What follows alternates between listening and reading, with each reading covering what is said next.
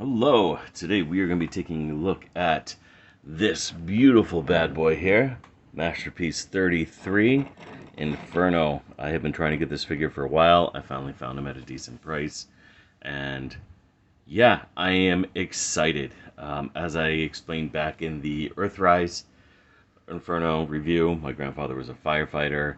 I spent a lot of my formative years actually hanging around fire departments, between that and being in a Boy Scouts, Cub Scouts. I was a Boy Scout too, but we didn't really hang around fire departments at that point, I don't think. Don't know. It was a long time ago. So, I mean, I love firefighting. I love firefighters. I think they're amazing people and very brave. And Inferno, because of that, has been one of my favorites. My first Generation 2 toy I bought was Inferno.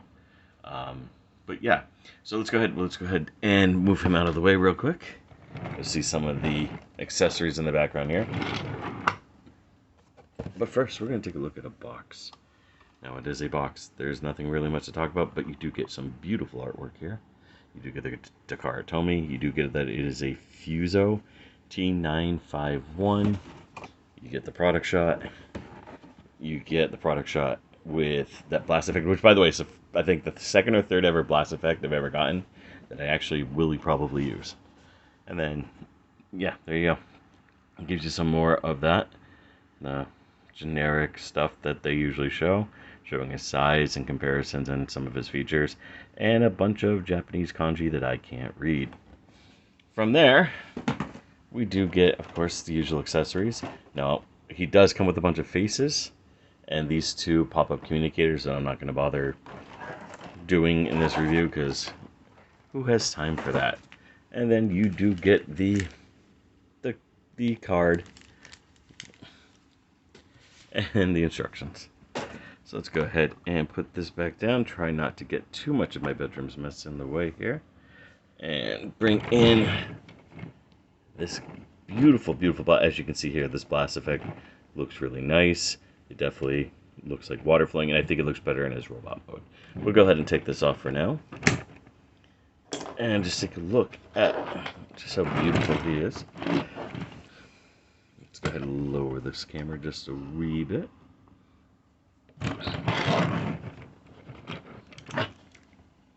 I really dig this figure, and it's got a lot of little cool things to it. First off, these do come down, so you can give it like that little support, make it look like it's actually, ready to fight a fire and all that. I only have 2 complaints with this figure total. And we'll talk about that here in just a second, but let me just do a quick comparison for you. So here he is with Earthrise. As you can see, they're fire trucks. And of course, this is definitely meant to be a mini Masterpiece meets the Generation 1 and 2 toy. And you can see there's homages in this figure to this. Now, my biggest complaint with the Masterpiece in this mode is this doesn't rotate. As you can see here, this does. And also, on both the Generation 1 and the Generation 2, now this is a reissue, this is my actual Generation 2 toy, we do get a lot better of a ladder extension. But that being said, I wish that this rotated akin to this so I could get like more of a display feature. Because again, this ladder should move, because if you're going up to a fire, you need to be able to adjust and re-aim. That being said, let's go ahead and get these guys back out of the way. With how he's designed, this looks less of a ladder and more like a cannon. And some fire trucks do have that technical ability where they're less of a climb up to get them and more of let's just shoot water at them. Now this does imply that it has a ladder, even though you can't really place anything on it. And with the gun here at the front, it does, still homage the Generation 1 toy, but again, it feels much more like it's supposed to be a water cannon truck versus a hook and ladder. So kind of like Hose Head here. who I probably don't have in the right orientation. I don't have that part. But that being said, that is my biggest complaint with vehicle mode, and it is so minor. It is one of the most minor complaints I think I've ever had with a toy. In his robot mode, I have one complaint too, and again, it is minor.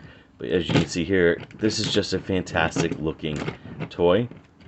Oh, so it almost fell off here. And you do get ladder extension, although not as far as I would like. But that's because of how this transforms, which is really cool too. Now this toy has been out for a very long time. I'm just now getting to it because I didn't have the money for it when it originally came out. So, alright. But I really do dig it, and I do think it is a fantastic, fantastic figure. This piece here is just a little bit difficult. I'm trying to remember how to transform it, because it is important for that to go in order to do the transformation. So let me pause that real quick just to refresh my memory. So you have to take this piece off, and this slides out, and this allows this to come up. You can actually leave it like this, so it's actually kind of up and over, but that's not correct. But then you just kind of push it up, push it in. Kind of. Come on, get in there. Then you fold that back down. You take this, you slide this back in, and then you slide this over, which is a very snug fit, so sometimes it doesn't get in the way. It doesn't go in the right way. Now, I've only transformed this once since I got it, so bear with me. This might take me a couple minutes, but let's go ahead and start. First, you're going to start by pushing this all in, okay? Then, let's go ahead and raise the camera just a little bit. Get more accessories in the shot here now. You're going to bring this up, and you're going to fold this down, which is cool. Then bring it down, and that parks right there. Go ahead and take out his gun. We'll talk about that later. Gonna get hose head off because he's rolling off and about to fall again. So far so good, right? So next you're gonna take the wheels. You can push it up, push it out, push it down, push it out. And take these. You're gonna push this in, and then you're gonna push this one in. And the reason for that is it gives us all this clearance that you need. And having these pop out, again, is clearance as well. Gonna come back here again. Take this off, and this all fits really tight, so if you don't have it lined up right, it will not connect and it'll look funky. And that goes to pretty much how everything on this is. There are tabs that absolutely have to be lined up, but not in an annoying Bayverse type way. You can actually get them without having to lose your mind doing it, which makes me happy. Go ahead and bring this kind of up. Now the feet transform in a very fun way.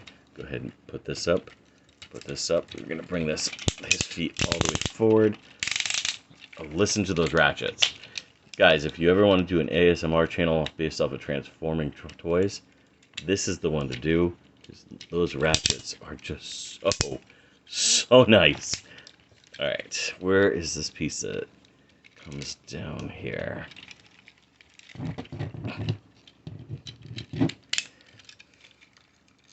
Yeah, so I skipped a step here. You're supposed to let this get this out of the way, but you don't have to. It's just an added piece so you get more clearance, and then this swings out as well. But like I said, you don't really...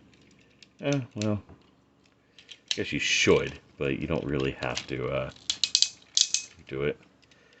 It's just supposed to hold everything and make it look cleaner. Maybe I have this on upside down.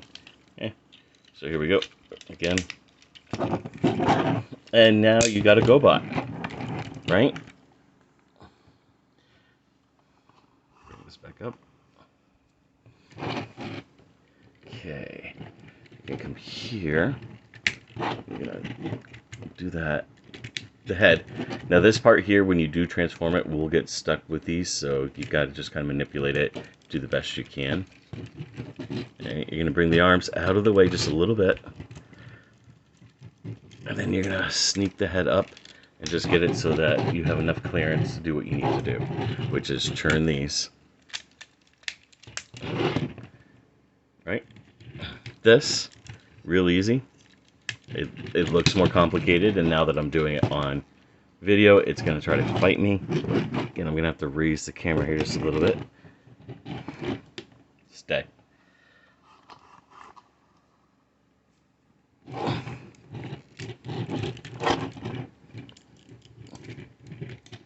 Alright, you're going to bring this down. This will come up, kind of, and tab right in like that.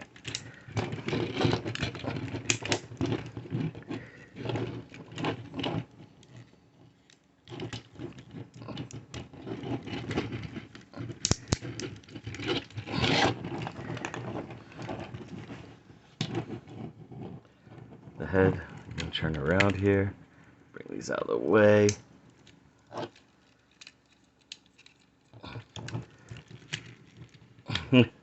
I did something wrong. All right. There we go.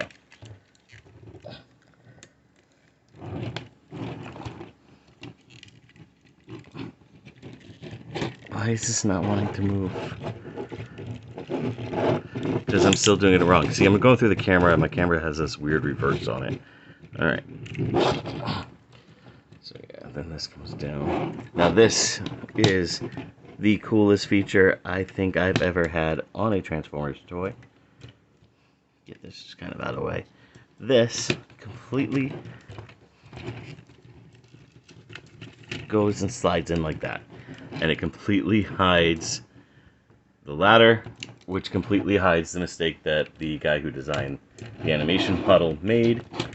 Come back up here. Now, your wheels now that everything's in, these are what holds this all together. There's little tabs here, and if everything's lined up correctly, they come in, they tab in,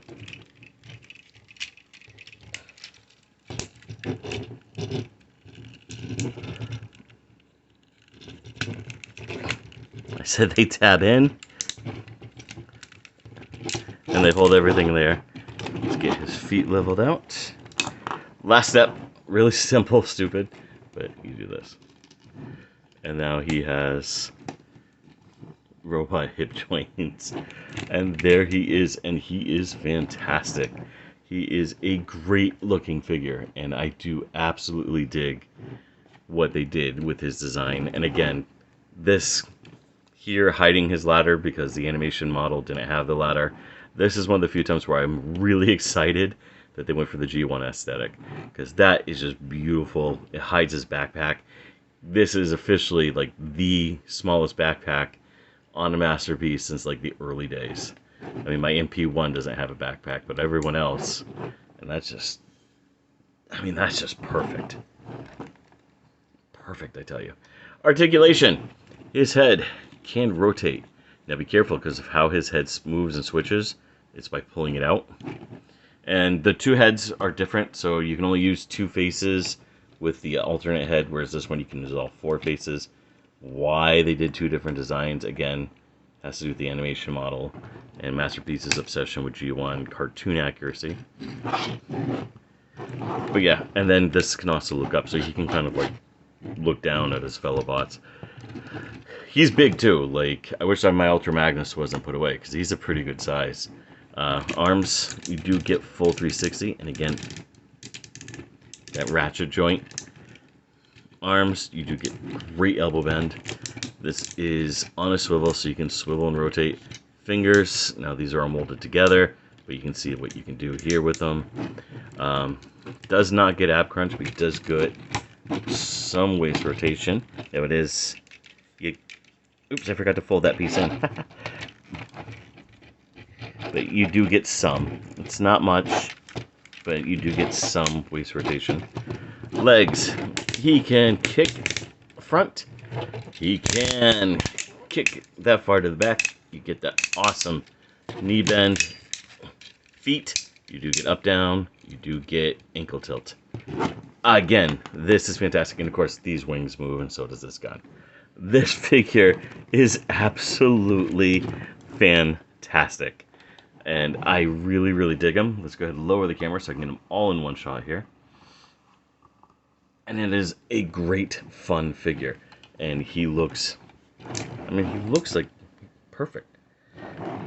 He looks like he's got this little punch belly from the whole, you know, sitting around the fire department and gambling. At least that was my memory of the Maynard Fire Department in the 1980s.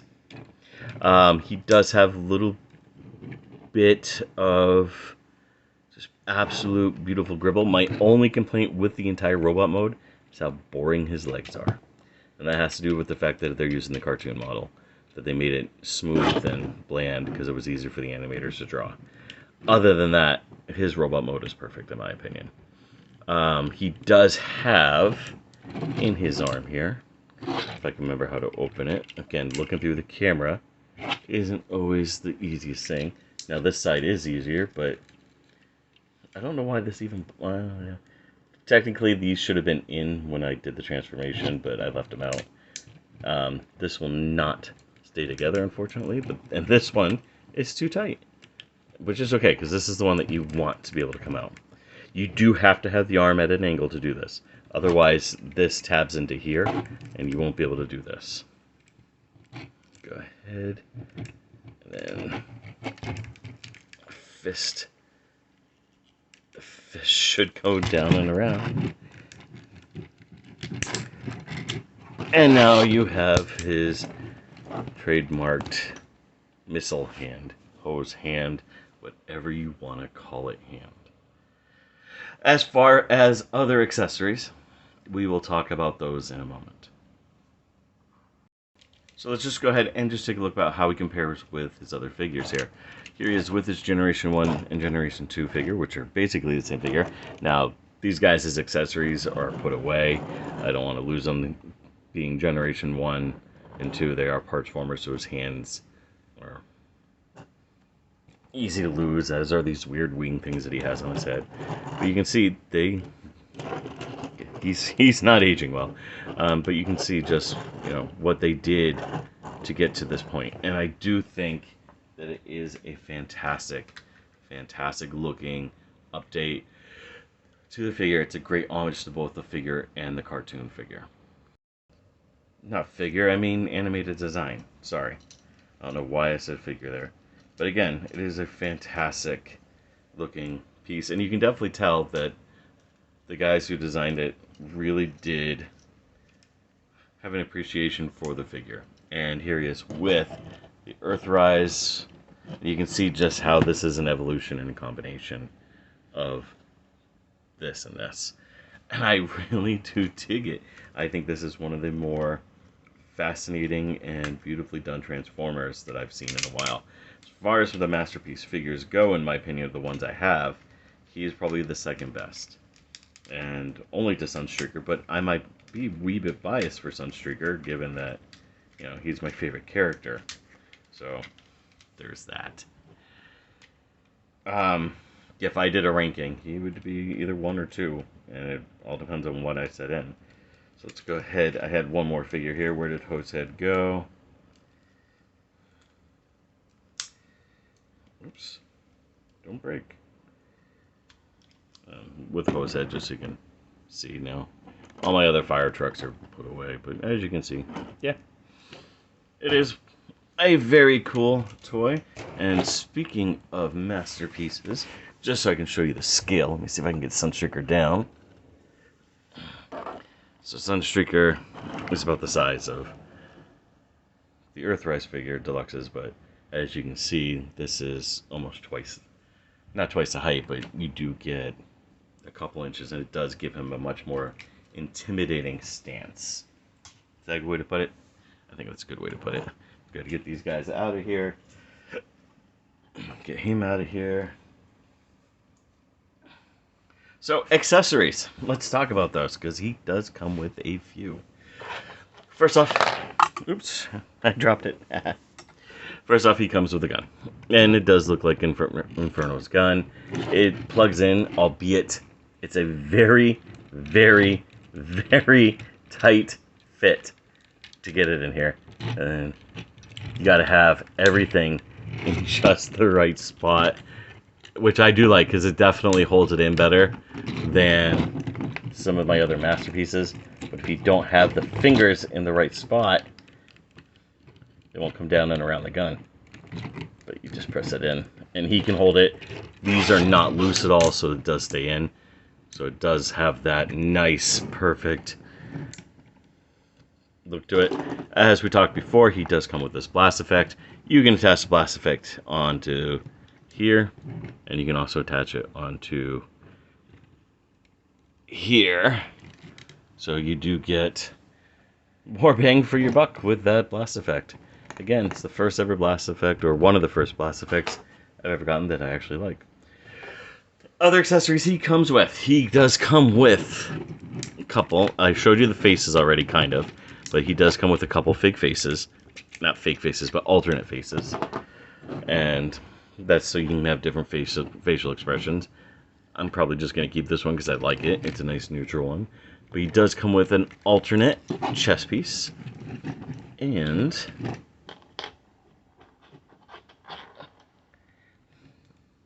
an alternate, gotta get the holes lined up here, an ultimate hose gun so that he has much more of an animated look. Sorry, that piece does pop out a little bit, but I'm not a big fan of the animated look. I like the chrome. I think the chrome makes him stand out more.